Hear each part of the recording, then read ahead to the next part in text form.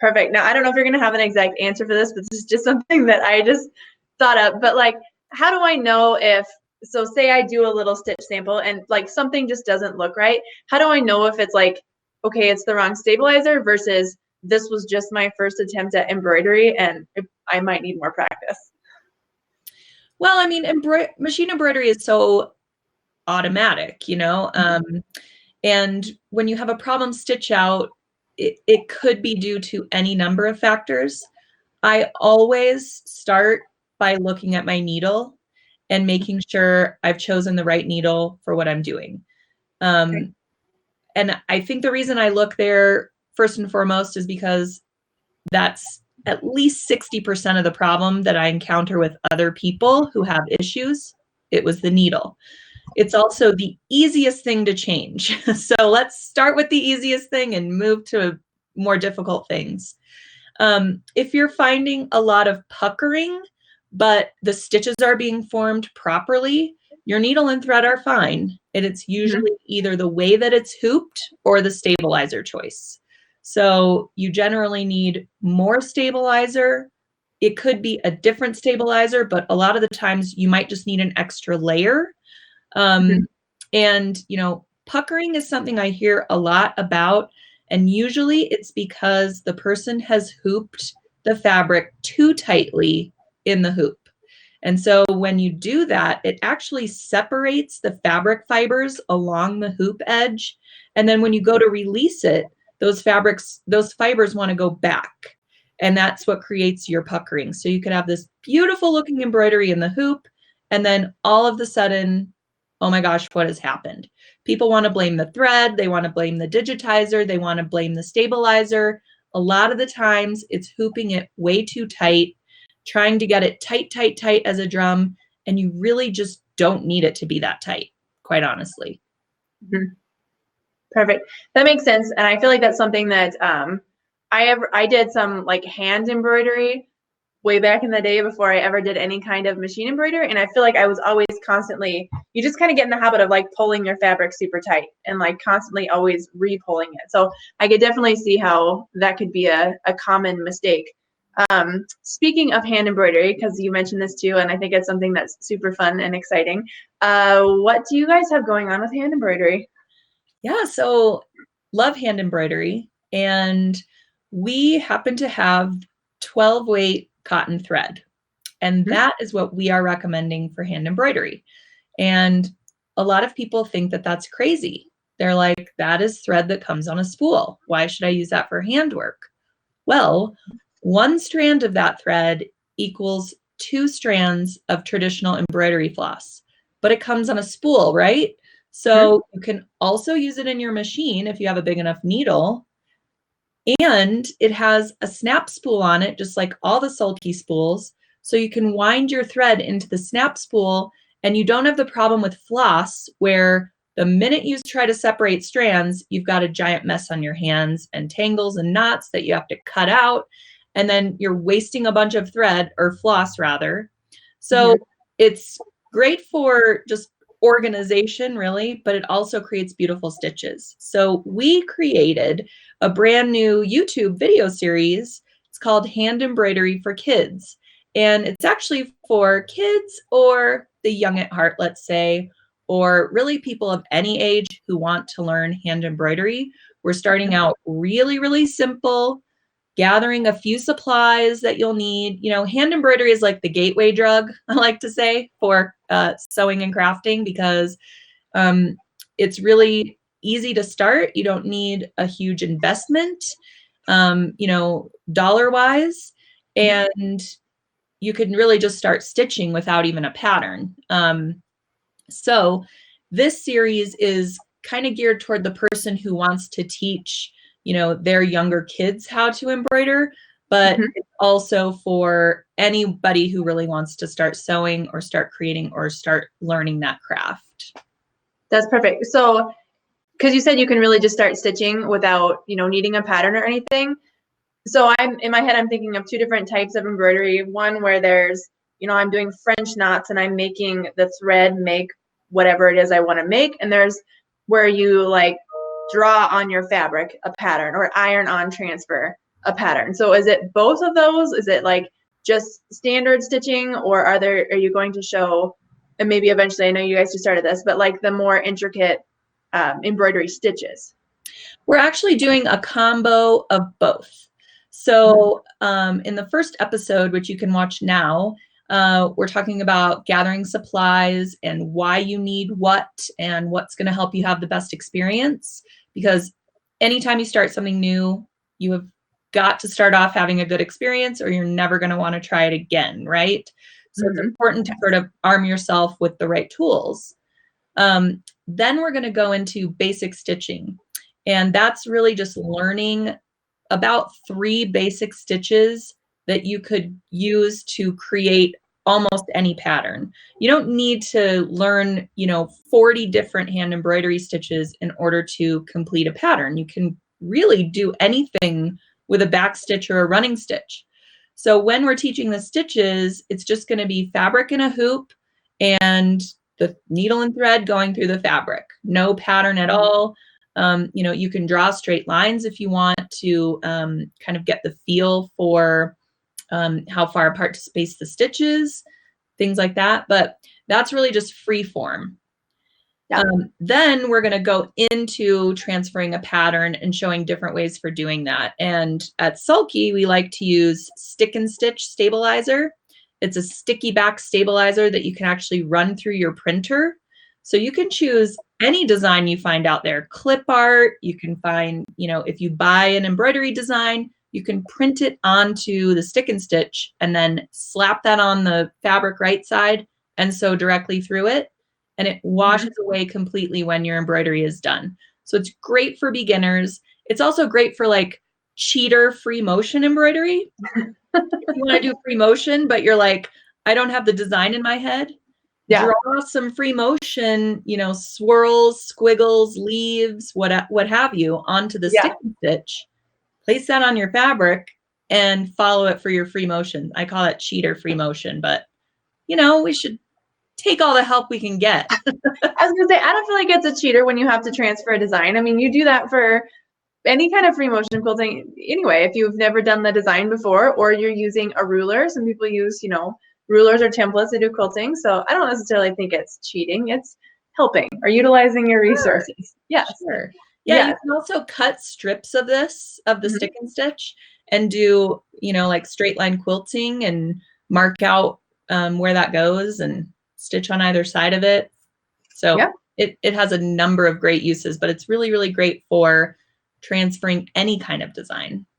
That's perfect. That's awesome. I do want to point out too that we also have a class on National Sewing Circle that a friend of both of ours, actually, Jessie Giardino did, and that is Embroidery 101. So she has a whole class, about an hour and a half long class on anything and everything embroidery, regular stitches, fancy stitches. So if you watch the first episode of their YouTube and want a little bit more before their next episode comes out, we of course have you covered until then.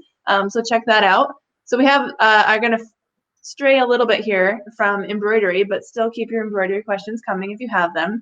But a question just about sewing in general. What is the best way to cut fabric properly? And I'm going to see how you interpret this, and then I'm going to follow up with how I interpret this question. That is a loaded question, as always, Ashley. I know. Cutting fabric properly, I'm assuming that means in a straight line, as straight as you can. If it is like a quilting cotton, you want to find the straight of grain and cut along that. I like a rotary cutter for accuracy myself. I use a rotary cutter even when cutting out garment patterns, with or without a ruler, because I live dangerously. Either that or I've just had a lot of practice. But don't get me wrong, I still use scissors, lots of scissors for different things. But I guess that's my interpretation of it. What about you? Yeah, I was kind of thinking in terms of like laying out pattern pieces and knowing straight of grain, or does it go on the bias, or how to cut when you've laid out your pattern pieces, and if you have to use any different techniques for, like you mentioned, say cutting out quilting cotton versus I'm cutting out a really, really stretchy knit fabric or a really slinky something that's hard to work with, like how you would handle different fabrics. Yeah, I would say pattern weights Mm-hmm. all the time if I'm working with pattern pieces. Okay. Especially a slinky or knit for sure. Mm-hmm. But yeah, I'm team rotary cutter all the way. I do like rotary cutter too. I don't know if you can see, I'll lift it up a little bit. I have a mat here in front of me. So this is my rotary mat that's always on my table. And it works most of the time, I'm gonna say, for any pattern piece, but okay, say you're cutting out a maxi skirt pattern that you cannot fit the entire pattern piece on your 24 or 36-inch rotary mat. Like, how do you cut halfway and move it without the pattern piece shifting or anything like that? What are your tips for things that are too big for your mat? I put it on the floor and I use really big shears. That's what I do. Okay. Well, fine. So you just omit the rotary cutter. All right. I guess in that regard, I'm glad to have great fabric scissors. Perfect. Well, since you did mention pattern weights, I do want to talk about pattern weights because we have several videos on National Sewing Circle for pattern weights. One that I did where you can make your own pattern weights, making little yo-yos and using really big washers. And one that you did for us for a few years ago, I feel like, Ellen. Do you remember what you talked about? A century ago. I do, because I still have them. I have a set of flexible pattern weights that are so awesome, and people still, they watch that video and they still are like, where do we get those? Yeah. And I'm still looking to get more of them because I love them so much. They're basically like, you could probably make them yourself actually. But they're basically like tubes full of, sand or whatever they put in them, to weigh them down. But they're long and short tubes, so you could put them around curves and they don't go anywhere. And on either end, they have a little piece of plastic or something that makes them not move around while you're cutting. And they're the bomb. I love them.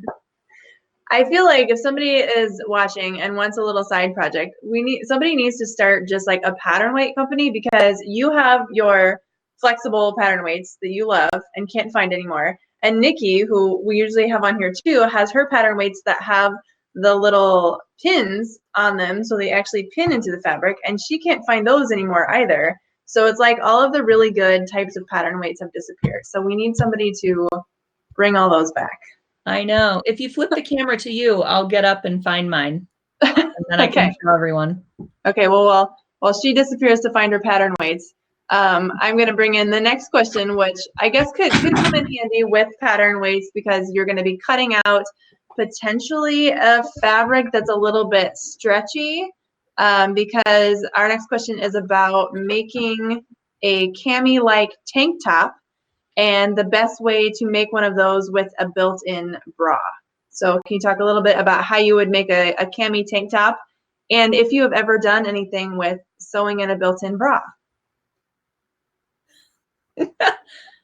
Oh, wow. Actually, I never have. I have never made a corset. I have never put a bra in something. Okay. I did attempt making my own bra, but that's a totally different story. So I guess I am not the greatest person to answer that question. Okay, so you're just making a cami-like tank top. So I'm thinking, would you use your pattern weights for cutting out, the knit fabric you're probably going to be using for your tank top? Oh, that was your here. Show your pattern weights. Cue. Yeah, here it is. See? They're my favorite. And everyone's going to be like, where do we get those? I'm so sorry. You'll have to make it. But yeah, it is just like a tube. You can put whatever you want to weight it, and then they just have little caps on either end. It's has to be super simple, and it's made out of knit fabric, so it's not too crazy. As far as like the straps though on a tank top, strappy Yeah. tank top, I would see what kind of specialty feet your machine has, because if it has a piping foot or something like that, and I'm trying to think of the right attachment, but you can actually make really, really small tubes and like so easy with some of these feet attachments. So I did just want to mention that as far as the tank top goes, because sometimes strap is the hardest part to get perfect when it goes super small. Yeah. Another thing is, I actually just did, it's been a couple months ago now, but if you look back through videos on the National Sewing Circle Facebook page, I did one on tools, and I showed how to use one of those tube turners that looks like a super long like latch hook, and you actually put it into the skinny tube, latch it, and pull it out, and it's like wire thin. So having something like that really helps you turn it right side out as well. Follow up real quick on the built-in bra one, just because again we thought like two opposite things, because I wasn't thinking like a bra that you would make to where, I was thinking just one where it's like an extra layer of fabric and then just has a piece of elastic, like almost like a sports bra kind of type. Would you have tips on how to put just an elastic onto the lower end of something, and then another piece over the top to make the actual tank top? Yeah, I would treat it like a lining piece, but just cut it off at the bottom where you want it to hit your body. And that's going to vary, based on people's cup size, bust size, all that stuff. And then sew it into the side seams. And your elastic can either have a little casing, or you can really just sew the lower edge to the elastic, depending on the fit you're going for or the comfort level, I guess. And again, that's another thing that's cool. If you're sewing this on a serger, which I highly recommend for everything knit, there are serger feet attachments that will actually help you gather things to elastic if you want it to be a little bit fuller underneath the outer tank top shell. So I would play around with that also. Gotcha. I like it. Of course, if you've never used a serger before, National Sewing Circle has tons of videos and classes on sergers.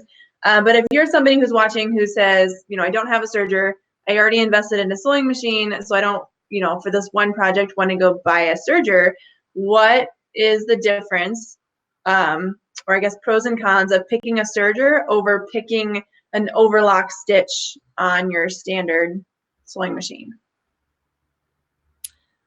Well, what's the difference? What a great question that is, Ashley. I don't know that there really is that much of a difference. It's just like one is obviously on a different machine. Right. And one, can do 4 or 7 or 8 or more threads all at once. So you'll get much more coverage in and around your seam allowance with a serger. But you can certainly get by with just an overlock stitch. It all depends on, again, what sewing are you doing most often? If you're going to make a tank top here or there, or you're going to make a t-shirt every so often, you can definitely get by using your standard sewing machine and buying some things like a twin needle for your hems, experimenting with overlock, or even some machines have cover stitch options, I think, too. So yeah, there are a lot of different ways you can sort of adapt what you already have. Right. Absolutely. I just was curious because I have a serger that is, I've had it for years. It is still packed away in the styrofoam, in the box, in the closet, like on the top shelf. Like that's how often I want to access this serger, because it's just, I'm so used to, I'm so used to my sewing machine that like the serger is like, gosh, I don't know, I could probably do it with my machine. So if there's like a way to do it on my machine, I'm probably going to try that first. But why shouldn't I be afraid of my serger? Well, because sergers are the best. I am a person who likes to sew pedal to the metal, my foot to the floor. Like I'm a very fast sewer. And sometimes that's not super great for accuracy, but when you're using a serger and, you know, like I like to make pajama pants for my kids for Christmas, right? So when I'm doing like assembly line style with pajama pants and I'm doing inseams, outer seams, long, you know, seams that need to stretch, I can serge all those seams in no time. If I have to sew them on the sewing machine with a stretch stitch and then finish each seam allowance with an overlock stitch, I mean, like, I'm never going to get the Christmas presents done. You know what I mean? Don't be afraid of your serger. Oh my gosh, sergers are so awesome. And actually, you're always asking me what I'm working on right now, and I'm staring at the fabric that I have for this, but I am actually working on some serger curriculum for some exciting upcoming sulky things. And I'm experimenting with all kinds of different thread weights in the loopers for decorative serger thread work. And it's so fun and addictive. So sneak peek for you, but don't be afraid. Okay. Well, you know, I feel like I can't try it out this month because it's National Embroidery Month and I'm going to be doing too much embroidery. So maybe next month I'll find a reason to use April it. But is National Serger Month, so you got to have is me it back really? in April, and we will discuss. Okay. I didn't know. So, do you know what is there a National Sewing Month? I should know this. National Sewing is there Month one? Is, I want to say, September. Gotcha. And National Quilting Month is March. I know all the national months. I'm all over. I didn't know. I'm going to have to start getting a different calendar with the right kind of holidays on it, apparently. Those are the ones I need to know. But speaking of quilting, we do have a quilting question that came in. Eve says that she is a first-time quilt maker and wants to know what do you attach the quilt to, like the quilt top. What to attach it to? Like the backing? Like the batting and backing, I'm assuming. Oh, okay. Well, batting and backing, right? So they do make yardage that is super wide for the backs of quilts. So you can get 110 wide fabric, depending on, you know, how wide your quilt is. So let us know how wide your quilt is. But I highly suggest going that route because it's way better than piecing together fabric for your backing and trying to match a print if you want to do a print. But a lot of the times that, you know, especially in your local big box sort of fabric stores will only carry neutral solids in the super wide fabrics. So if you do want to print, you almost always have to piece it together. And it really all depends on how much of a stickler you are. You know, do you want the fabric print to match at the seam and look totally seamless, or are you okay with it not matching up? And then you kind of decide, do you want the seam to go down the center of your backing, or do you want two seams along the side? So you kind of have your choice of how to piece it together, just like the top. And as far as backing goes, I would go with the same quality and weight of fabric as you used on the front, except in certain circumstances when you want to be decorative or have a different look. Like if you're making a picnic blanket and you want the backing to be a little heavier than the front because you're going to be putting it on the grass or what have you, you could do like a denim backing that's pieced, or you could do like a laminated cotton for the backing so that it would have sort of waterproof of properties. So in those cases, you know, you can switch up the back, but something that you're going to be using to sleep on or, you know, cuddle up with, I would go with the same sort of fabric quality and thread count as the top. And then batting is really your choice. Do you want low loft, high loft? Do you want to be able to quilt it a lot? So you need to ask yourself these questions, and that will determine what type of batting to choose for the project. Yeah, absolutely. And, you know, a plug for another video because I haven't said it enough, but we have a video on National Quilter Circle, our sister site, on choosing the right type of batting, and just also a sort of a sample video on all the different types of batting out there, because there is, you know, cotton, polyester, cotton poly blends, bamboo, all kinds out there. But I never thought about the idea of making the picnic blanket and using that as the backing. So I think that's an awesome idea. I like it. That's kind of like a sewing quilting combo there. So it's perfect. Awesome. Well, I want to thank you so much for being here to talk embroidery and quilting and sewing and all things sort of crafty with us tonight. And one thing I do want to, I almost forgot to mention it, and I don't want to. So I do want to talk about, you might have seen a banner either above or below your video, depending on where you're watching, for our next National Sewing Circle trip. And so this is actually a trip to Ireland. And you get to see all of the amazing things in Ireland, Dublin, Galway, Killarney. And I actually got to go on this trip last year, and it's amazing. So you definitely don't want to miss out. So you can sign up for that. And that is through Craft Tours, which both Ellen and I have done trips to different locations with Craft Tours, and we've both very much enjoyed our trips, correct? Oh, absolutely. Love Craft Tours. Yes, absolutely. So be sure to sign up for that if you want to join Nikki in Ireland with National Sewing Circle. And then, of course, join us back here next month, and we'll talk more things sewing and quilting.